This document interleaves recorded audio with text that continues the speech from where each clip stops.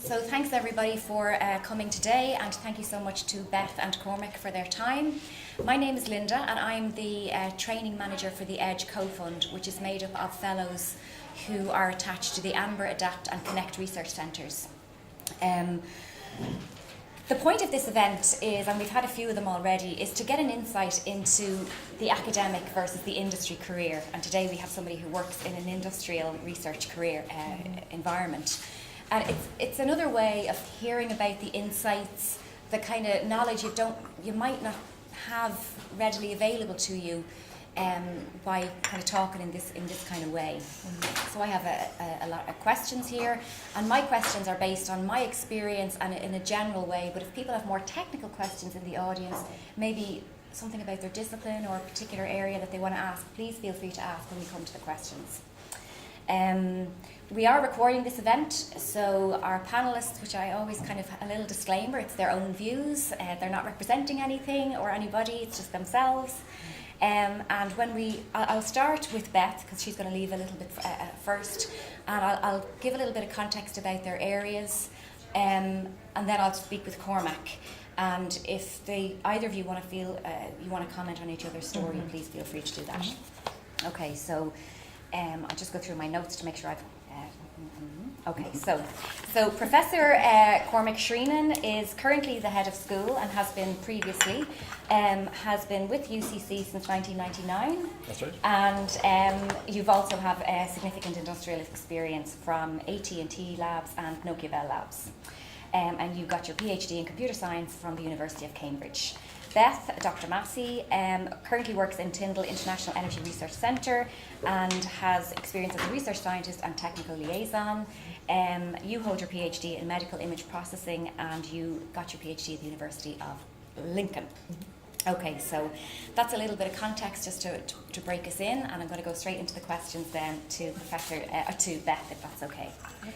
Okay, so Beth, if you can just kind of talk us through what was going on for you as you were coming to the end of your master's, you started a PhD. Were you thinking about a research career? What was going through your mind? Were you thinking academia, industry? Did you have that thought process going on? Yes. So yes, the short answer is yes. And it felt a lot like I had too many thoughts in my head and I couldn't get them organized. So I worked in my undergraduate degree and my master's degree. So I worked full-time and then I went to school 2/3 or full-time to finish because I didn't want to drag out my academic career. But it was tough, as you can imagine. So getting through a master's degree, doing that full-time and then working full-time, I think I aged prematurely with that one. But then I took a break because for me it was working in industry. I always wanted to stay in industry, although I did like the research of the master's degree. So I was working for a very small company at the time, and we were looking at satellite data. So we looked at both the telemetry that was downloaded from the satellites to control them, and we were also looking at the data that they were gathering. And I really enjoyed that. And my chief scientist, I was talking with him one day, and he asked me what I was going to do in 5 years, and I said, I'm not really sure. And he said to me, well, you're pretty bright. You should think about doing a PhD. And I thought, because he had a PhD, and I thought, no way, there was no way I was going to be able to do it if a guy like that could have one. So we talked about it a little bit, and then through several meetings back and forth, I decided that that's what I was going to do. How long was that break? For me, that was about 9 years. Okay. Yeah, so it was quite significant. Okay. And yeah. What were you doing in that period of time? I was working, I was working for this small company that did this satellite image processing, and then I worked for NASA for a while. So I worked on the shuttle launch control system for them. So I was working with control software. And then I went back to working with a small company, and we were doing some more kind of image processing as well. So these were all government kind of programs. Okay. And then you went back and did the PhD. And then and so I went to England to do my PhD because I had an opportunity to go to do that. So I did the undergraduate degree in Alabama. Yes, there are real colleges there. And then I did the master's degree at Florida Institute of Technology. and then I did the PhD in England at the University of Lincoln. And when you went into your PhD then, what was the change like at that stage, having been an adult person working? Yeah, exactly. Well, it took me a while to figure out that as an American in England, I was actually the foreigner. So when they said to me, "This is the Americans," so when the finance office said to me, "Well, your fees are going to be this," I nearly dropped off the chair because I thought, "Why is it so expensive?" And they said, "International fees." I'm like, "I'm not international. I'm American." And they said, "No." So that was one, and then the second thing is that in Lincoln, well, in the UK.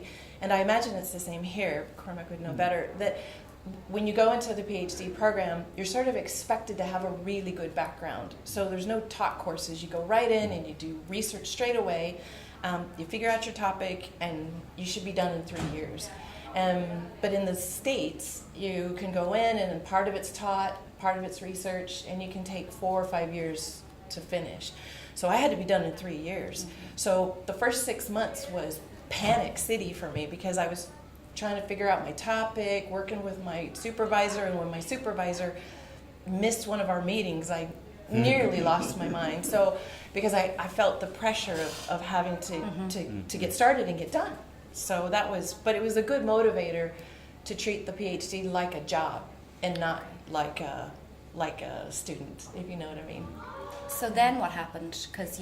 I treated it like a job, and then I got done I took 4 years to do mine, but that was okay. My professor allowed me to do that, and was there a thinking at that point that maybe I'll be an academic now that I have a PhD or go down No, that pathway? I was always intending to go back to industry. Okay. Yeah. And so how were things different then when you went back to industry, or were they?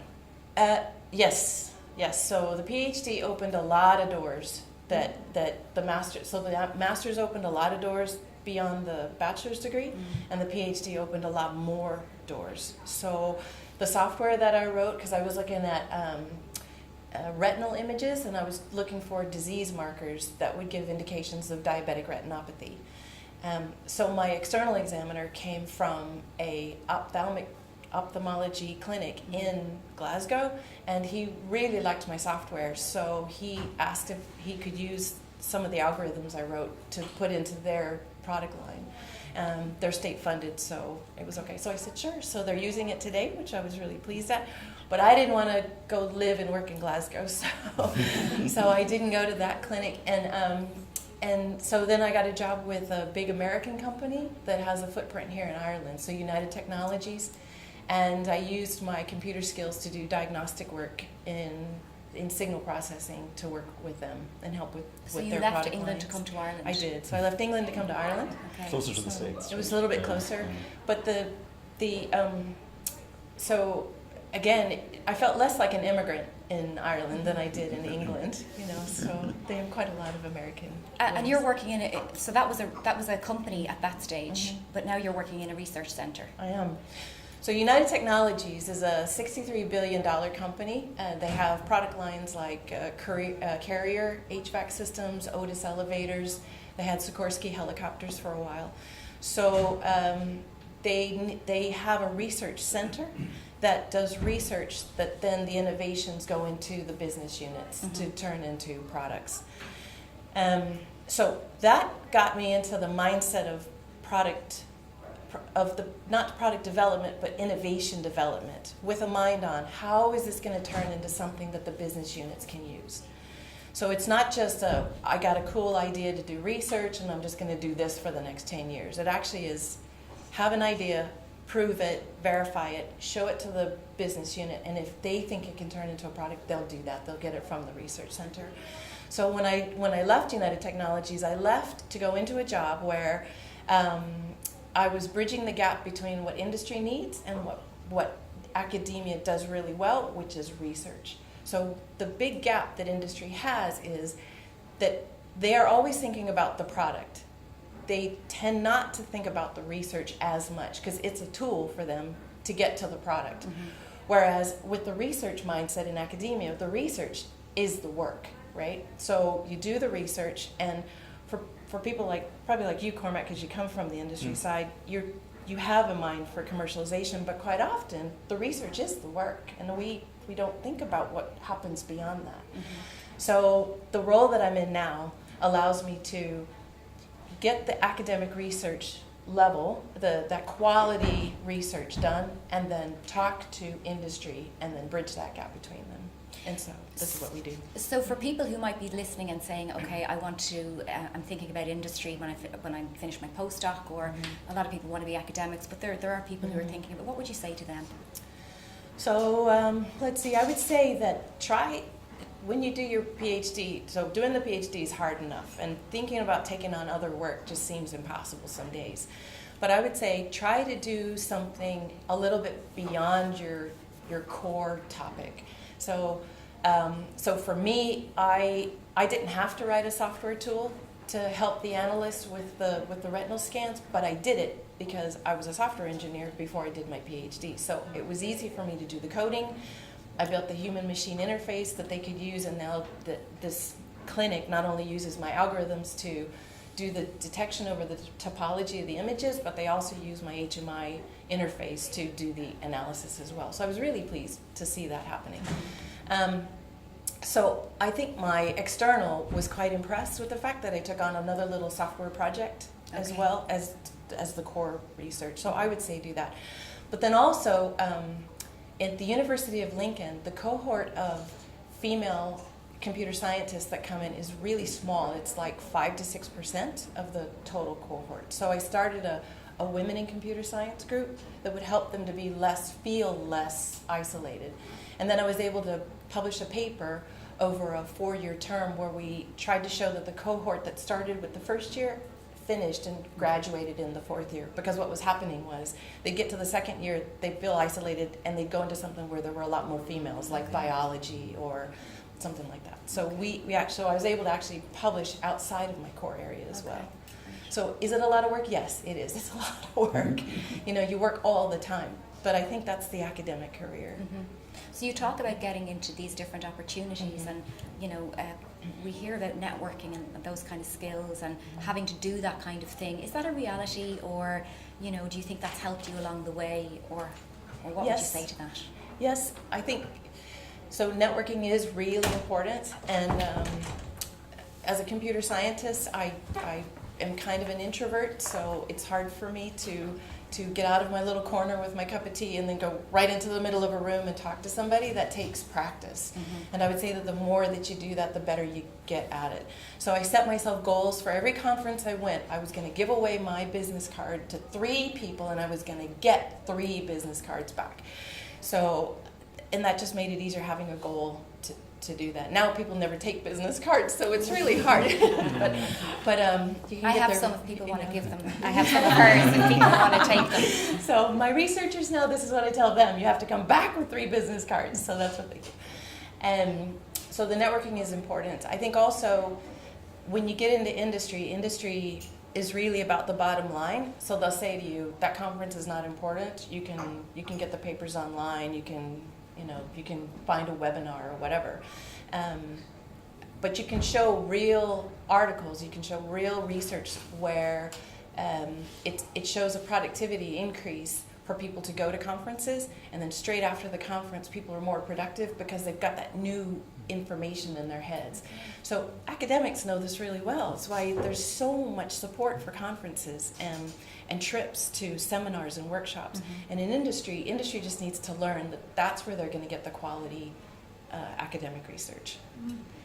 There's this perception of I have this perception, and I know a few other people do, that it's like a non-stop merry-go-round of papers, publishing, funding, work.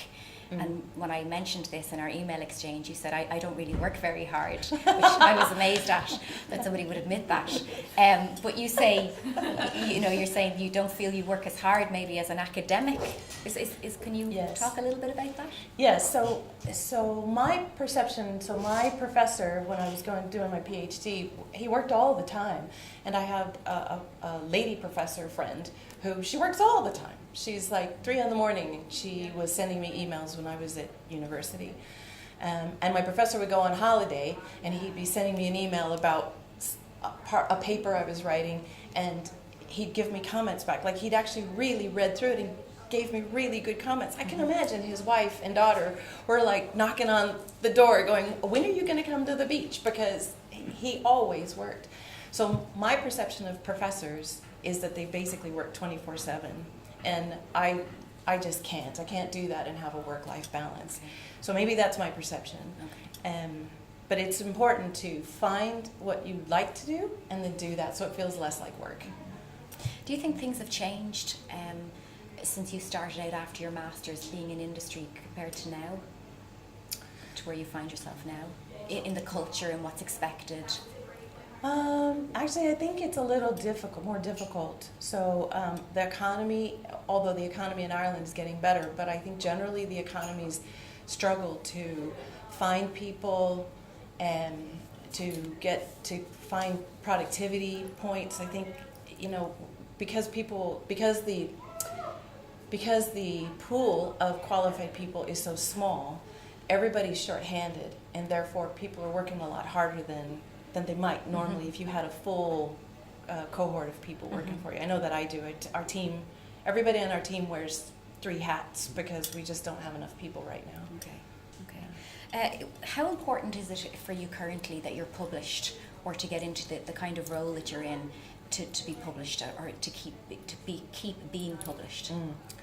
So I would say that if you were going to go into industry in a research role in industry, then having a good publication record before you get there is important.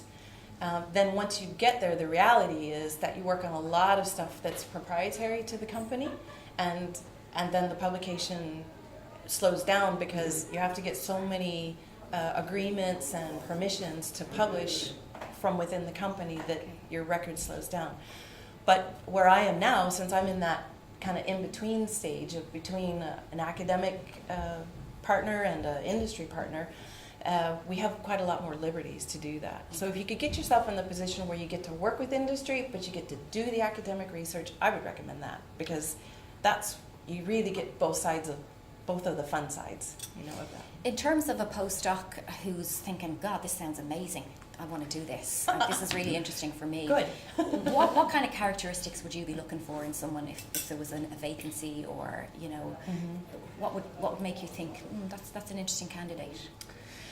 I would say a well-rounded person. So you're expert in your core area, but also you do a lot of other things that are related and maybe something that's not related. So, and I'm not talking like soccer on the weekends. So everybody plays soccer and listens to music on the weekends. But I'm talking about, like, if your core area is in translation for human-computer interfaces, for example, then there might be something in there related to the medical field, or there might be something in there related to the music field, or there might be something related to the legal, something like that you can then contribute to another sector that's just outside of that core area. And that's what I would say is show that you're innovative, show that you're curious about the world around you and how you can contribute to the world around you. That curiosity comes through in your CV. And those are the kind of people we look for. What about personally? I mean, do people have to be emotionally intelligent? And you hear about these kind of things. I was at a launch of a paper on Monday, and they talk about emotionally intelligent researchers. Is that important, or do people care? Or yes, yes. So we because we work with both academics and industry, it's important to be able to speak both languages. And it's important to be able to speak both languages well. In that, quite often, people who come out of industry have this sense that, academics are not very interesting outside of their core area, which is false. And sometimes academics have this sense that industry don't really know how to do academic level research, which is false. So I think just kind of parking the ego up for a bit, and then coming into a meeting with the idea that you're there to learn, and you're there to help them find solutions, and then you learn from each other. And we tend to do a lot of emotional intelligence training for our researchers for that very reason. Okay.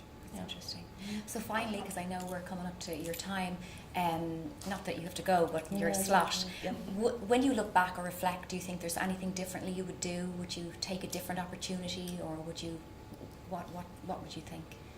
I think I probably would have done the PhD earlier in my life, but only because you get to an age and then there are funds that just aren't available for people over 35. So I think I would have done that differently. But other than that, That's it. it's been a good road. Yeah. Okay. That's great. Thank you so much. Yeah. Okay, we're going to go over to. So we're going to go back to yourself now, and basically it's the same questions. Okay, that's fine. So you're So if I contradict Beth... Oh, even better, even better. Well, So no, you're you're in wrong. your master's, you're thinking about PhD. Are you thinking industry? Are you thinking, I'm going to do a PhD? Are you thinking, what's the point? What's going through your mind? Yeah, when I think back to it, I think I was very much just challenge-driven, really. Okay. Right? So I know when I came to the end of my bachelor's degree, I certainly wouldn't say I had a grand plan and I knew what was ahead of me. Mm-hmm. It was very much a case of I loved studying computer science as an undergraduate. It had become almost a sort of a revelation to me, because when I went to university first, I was fully expecting to do chemistry. Okay. And then I was exposed to computer science, and I said, this is for me.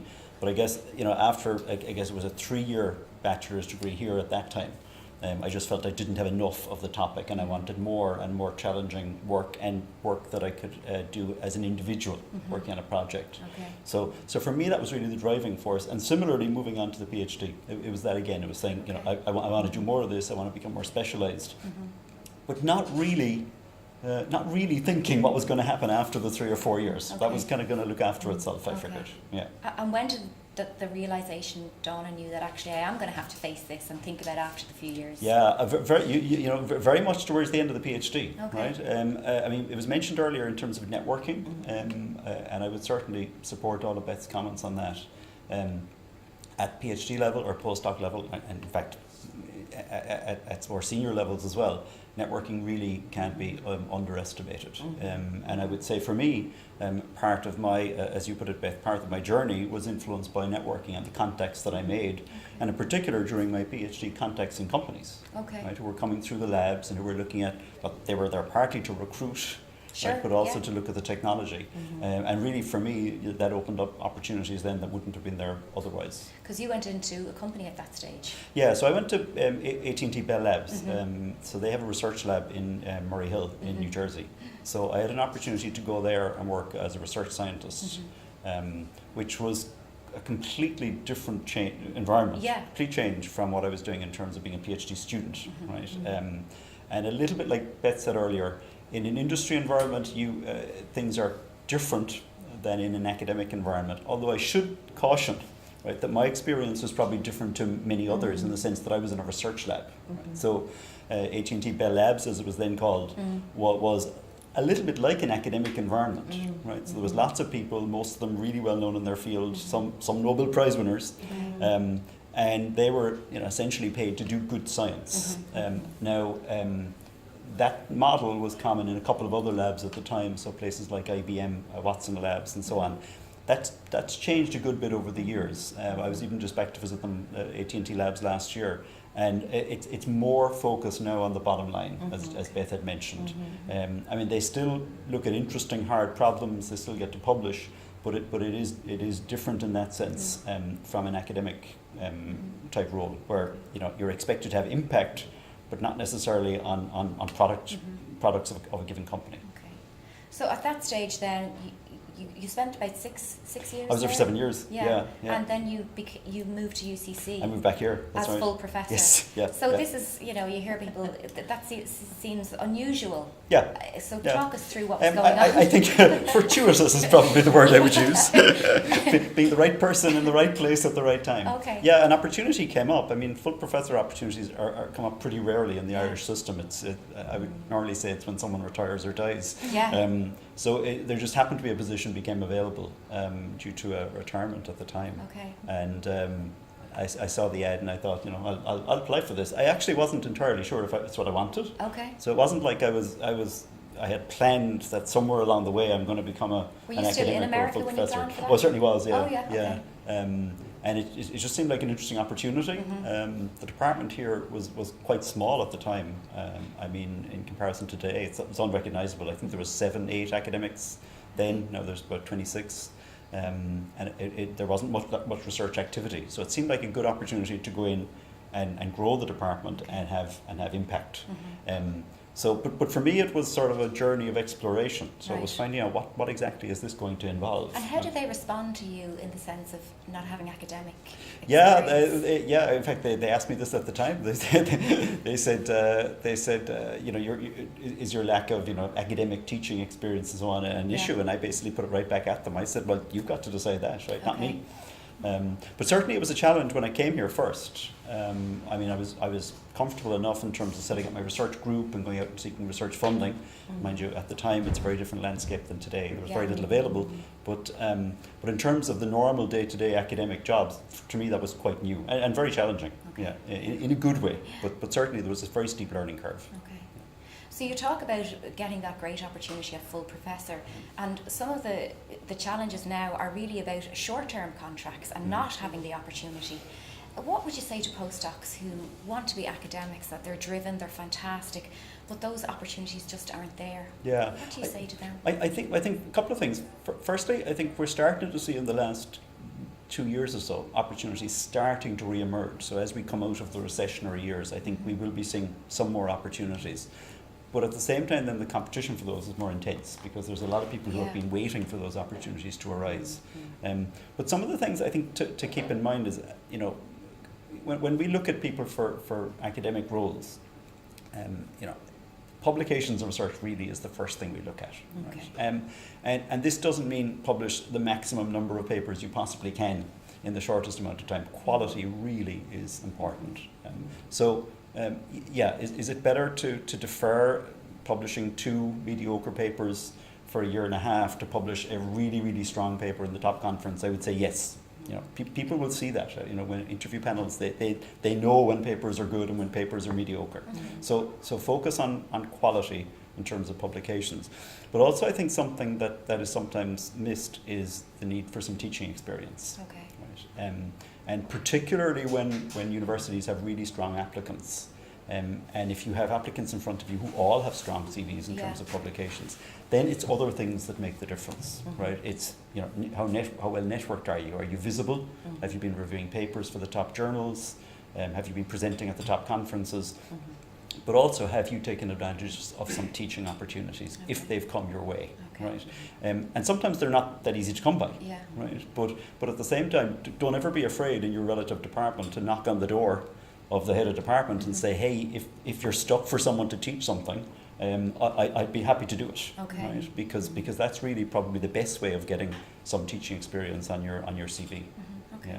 Can you talk a little bit about some, how your success in the sense of what you feel has stood to you, characteristics that you might have that you feel have led to where you are today?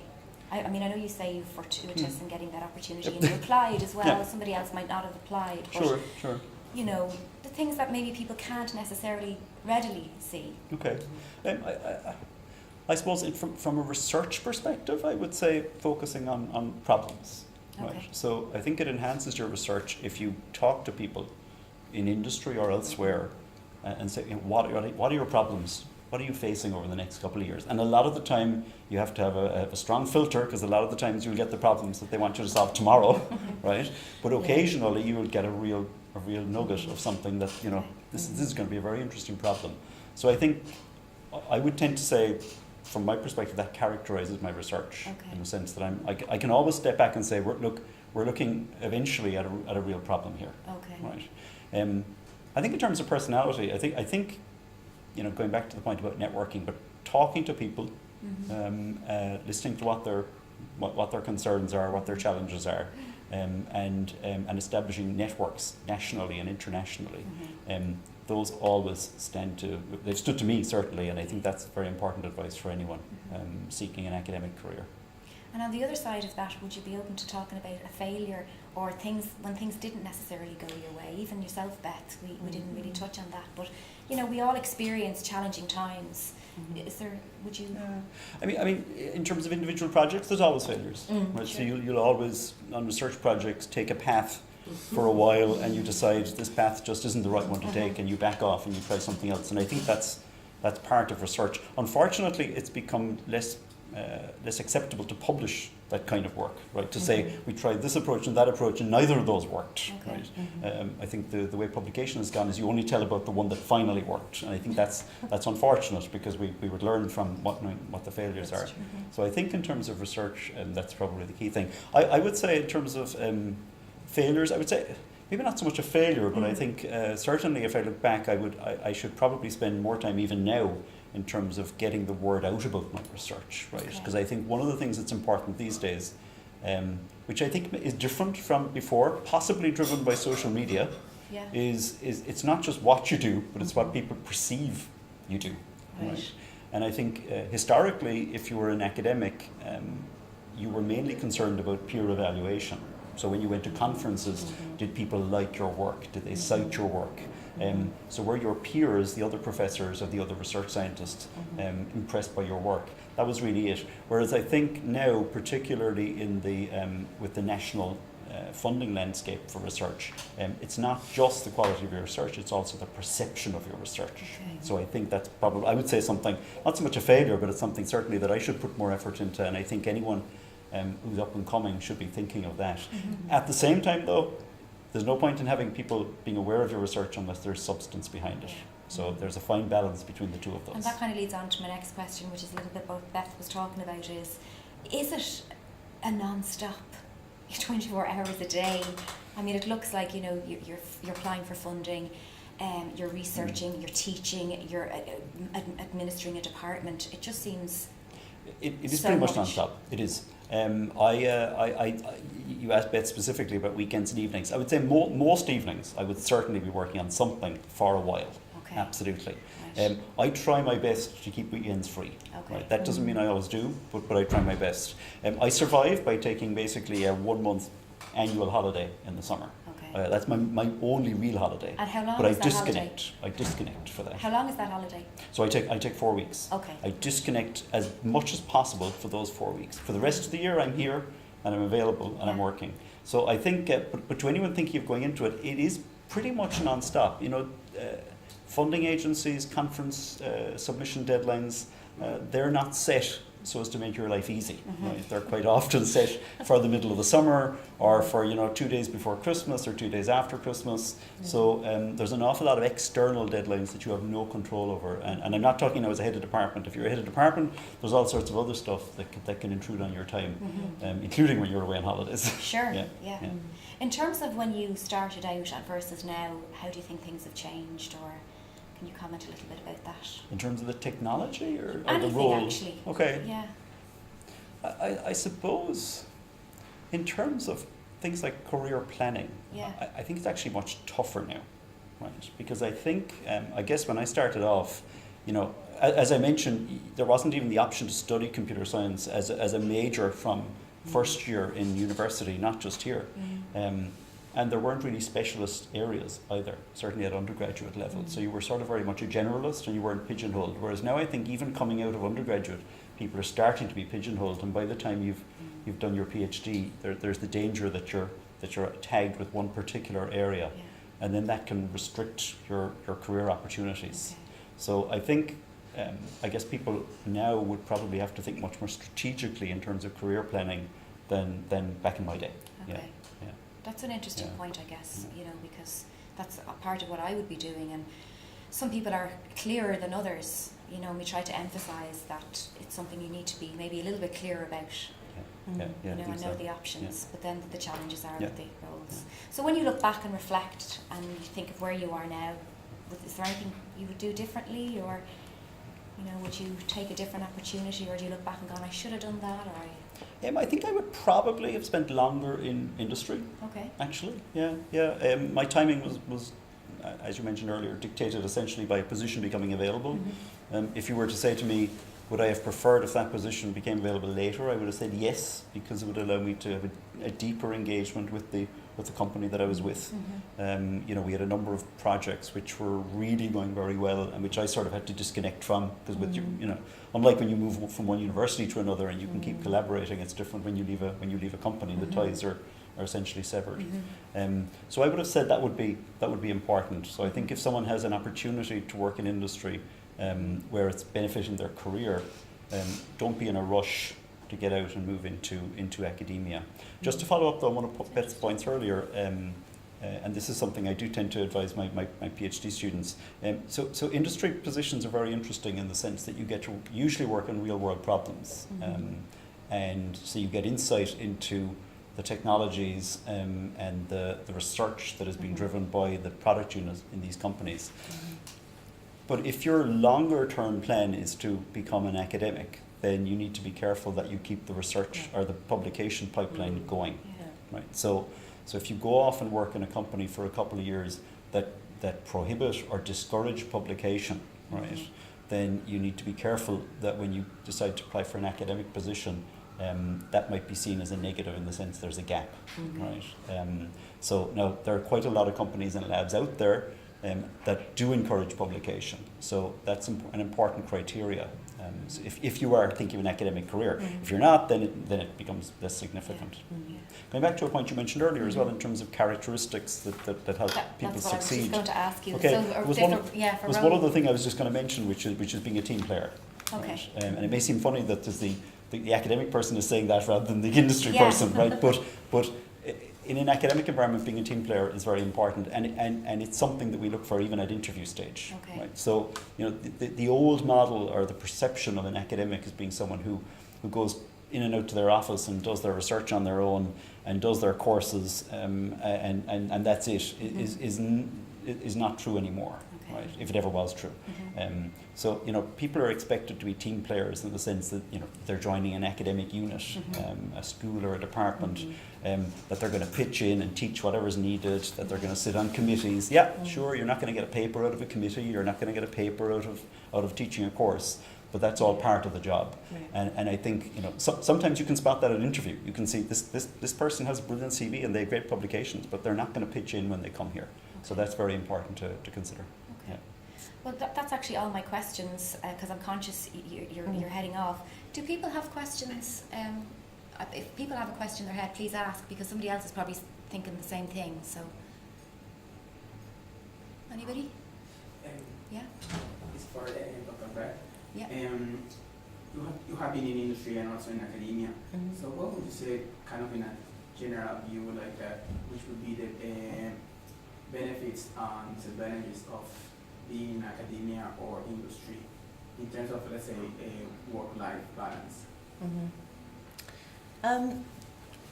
So I would say that if you have an opportunity to do both, do that. So as Cormac was saying, you don't want to be out of the publication cycle for too long, because if you go back into academia, they're going to be looking at your record, and if you have a big gap in it, it's quite easy to sort of lose track of where the technology is going.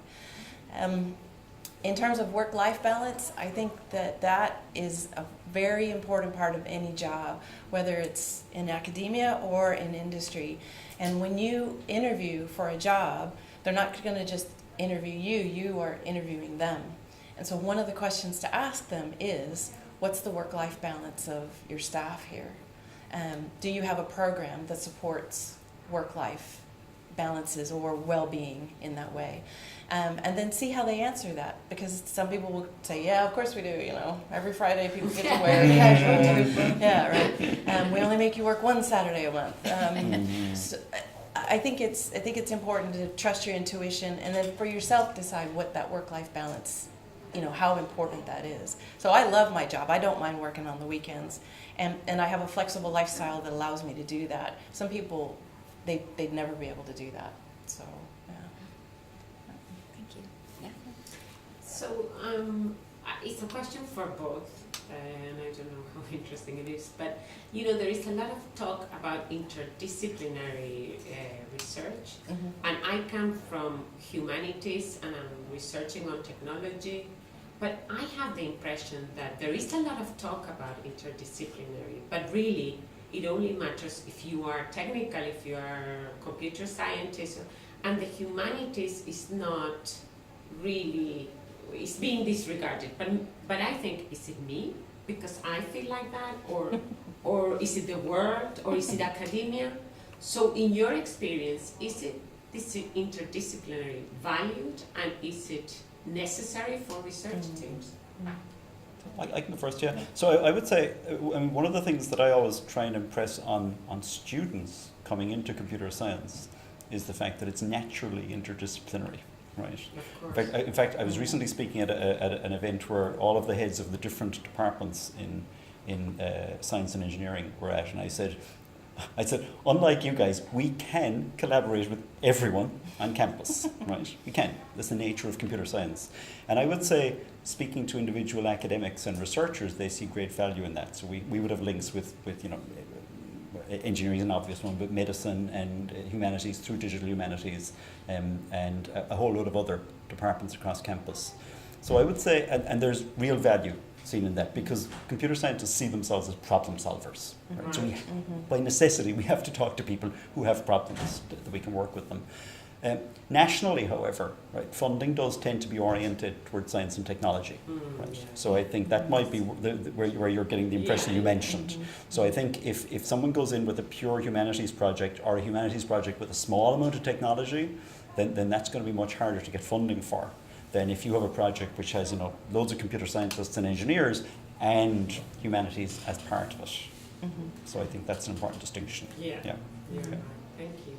So for yourself as a humanities professional, I think maybe if you're looking for more funding, sometimes, and I've seen this recently, is that you go look at the funding for the engineering and computer science areas, because they'll have a humanities aspect to them, and then you can find partners that way. So rather than that's the way I did it now, actually. Yeah. Working with technology. Yeah.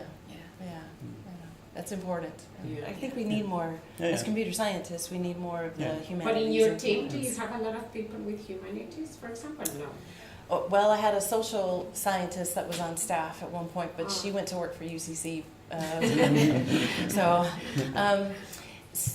No, because our area is in energy, so yeah, and by definition, this one is cross-disciplinary. So we look at things like policy and technology, as well as consumer behavior and data science and all of that. So for us, it is by nature of the business, it's cross-disciplinary. Yeah. Okay. If I can just mention as well, I mean, if you look even at our undergraduate portfolio here in UCC, in computer science, we as of September we will have 4 undergraduate degrees, and 3 of those are interdisciplinary. One combines computing with psychology, looking at human-computer interface aspects. One is a degree we've been running for 4 years on digital humanities and IT. So again, half of that is people in the digital humanities department, and then the other one combines statistics and computer science. So it just kind of underpins the fact that even from undergraduate level, we see the value of interdisciplinary work. Yes? One question. How is the hierarchical organization for people working in industry comprised of team of scientists, postdocs, compared to people working in academic settings? So what are the skills? Also, for example, a researcher working with senior researcher or senior scientist, principals, investigator, how is this different from academic? And what do we need for us people in academia? What are the skills that we need to blend and get integrated into new settings if we want to move from academic into industry setting? So I'll start with that one, because I think my answer might be really different than yours. Probably, yes. So my experience with this, that's a very intuitive question, because it's quite hidden when you go and interview for a job. So you think they tell you, well, you're going to work on this big team and there's a team leader and all of that. But actually what ends up happening is that you do end up having to talk with people who are above your team leader role. So you're part of a team and you have a team leader, but that leader has a boss or a leader, right? And you need to understand what the challenges are for them a couple levels up. So that means that you need to understand the larger picture pretty quickly. And I think that that's the skills you need are those softer skills. So it helps to have the technology background because then you can tell if somebody's lying to you. But it also is really important to be able to ask them the right questions and then listen to the answer and then probe again to see if they really could use someone with your skill set and then work for that. So in industry, they're always looking for people who can do other things, and you're willing to work with other groups. Yeah. That's how I would. Yeah. Yeah. I think in academia it's much more fluid. Right? So teams form and dissipate after projects, right? So individual academics and their researchers will get together on certain projects, and that might be a short-term project or a multi-year project.